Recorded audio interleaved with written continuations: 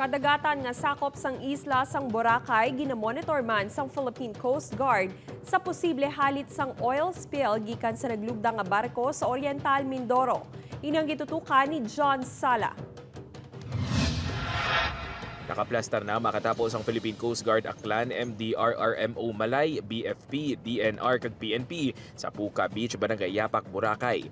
Ining bahin sang isla nga malapit sa Oriental Mindoro sa diin naglugdang ang MT Princess Empress sa rason sang malapnagon nga oil spill.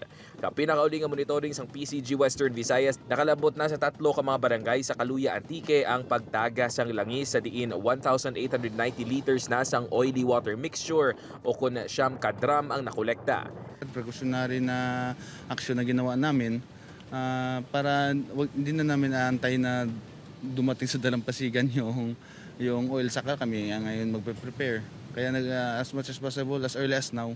Sa karon wala pa sang may na-monitor nga presensya sang langi sa isla sang Boracay. Sa information na nakuha namin sa mga traversing na vessels from Katiklan going to Rojas and then Batangas, wala naman silang na-cited na na traces ng oil so far.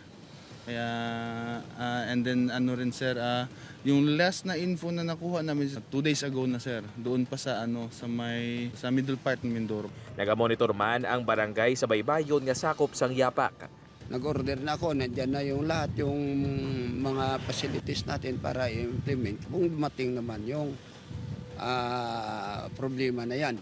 Dako nga halit sa palabuyan sa mga residente pananglit nga maapektuhan sang oil spill ang Boracay. Unang-una maapektuhan yan yung tourism talaga ng Boracay. Kabuang Boracay, siyempre. Siyempre, pag nanotice yan ng mga guests, talagang mabawawasan yung pagpasok nila dito. Pati ang mga turista, ginakangawan man ang posible oil spill apag dakong salig sa aksyon nga ginahimo sang otoridad. At the same time, parang naniniwala din naman kami sa government na gagawan din nila agad ng aksyon, 'di ba? Parang gagawan din naman nila ng solution. Una naging pahayag sang PCG Western Visayas nga may posibilidad nga maglaptang oil spill sa Boracay in kaso nga maglain ang huyop sang hangin kag direksyon sang balod. Upod kay Romel Porquia, John Sala, One Western Visayas.